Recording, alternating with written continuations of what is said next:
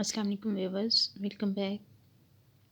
I hope آپ نے پچھلی ویڈیوز میں جو میں نے پڑھایا ہے، جس کی ورڈ بائی ورڈ کی وضاحت کی ہے، ترجمہ تفسیر، وہ آپ نے دیکھا ہوگا، سمجھا ہوگا۔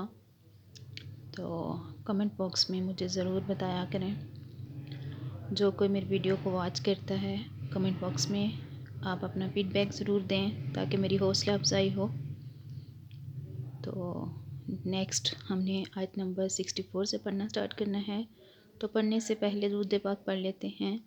اعوذ باللہ من الشیطان الرجیم، بسم اللہ الرحمن الرحیم۔ اللهم صل على محمد وعلى آل محمد كما صليت على إبراهيم وعلى آل إبراهيم إنك حميد مجيد۔ اللهم بارك على محمد وعلى آل محمد كما باركت على إبراهيم وعلى آل إبراهيم إنك حميد مجيد۔ تو سٹارٹ کرتے ہیں۔ ثم پھر، تولیتم تم نے منہ پھیر لیا، روگردانی کی، من بعد ذالک اس کے بعد، من سے، بعد ذالک اس کے بعد، فلولا اگر نہ ہوتا، فضل اللہ اللہ کا فضل، علیکم تم پر، رحمتہ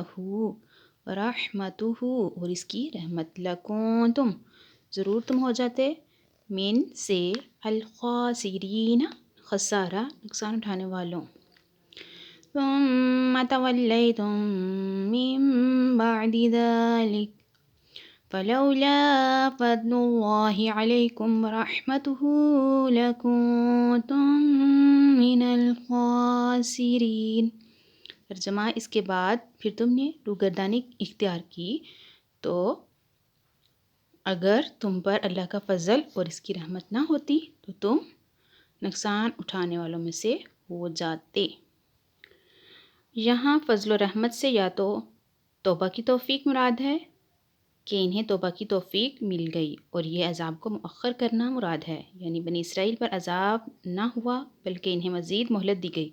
ایک قول یہ ہے کہ فضل الہی اور رحمت الہی سے حضور صلی اللہ علیہ وآلہ وسلم کی ذات مبارک ہیں، یعنی معنی یہ ہے کہ اگر تمہیں خاتم المرسلین صلی اللہ علیہ وآلہ وسلم کے وجود کی دولت نہ ملتی اور آپ صلی اللہ علیہ وآلہ وسلم کی ہدایت نصیب نہ ہوتی تو تمہارا انجام ہلاک و خسران ہوتا۔ اس سے معلوم ہوا کہ حضور اقدس صلی اللہ علیہ وآلہ وسلم مخلوق پر اللہ تعالیٰ کا فضل بھی ہیں اور رحمت بھی ہیں۔ اور لقد یقیناً، علمتم تمہیں معلوم ہے، الذین وہ جنہوں نے، اعتدوا سرکشی کی، منکم تم میں سے، فی السبت ہفتے کے دن میں، فقلنا تو ہم نے کہا، لہم ان سے، کونو ہو جاؤ، بن جاؤ، قیرادتاً بندر، خاسئین دھتکارے ہوئے۔ وَلَقَدْ عَلِمْتُمُ الَّذِينَ اعْتَدَوْا مِنكُمْ فِي السَّبْتِ فَقُلْنَا لَهُمْ كُونُوا قِرَدَةً خَاسِئِينَ۔ ترجمہ، اور یقیناً تمہیں معلوم ہے وہ لوگ جنہوں نے تم میں سے ہفتے کے دن میں سرکشی کی تو ہم نے ان سے کہا کہ دھتکارے ہوئے بندر بن جاؤ۔ تو اس کی وضاحت کچھ یوں ہے کہ شہر ایلا میں بنی اسرائیل آباد تھے، انہیں حکم تھا کہ ہفتے کا دن عبادت کے لیے خاص کر دیں اور اس روز شکار نہ کریں اور دنیاوی مشاغل ترک کر دیں۔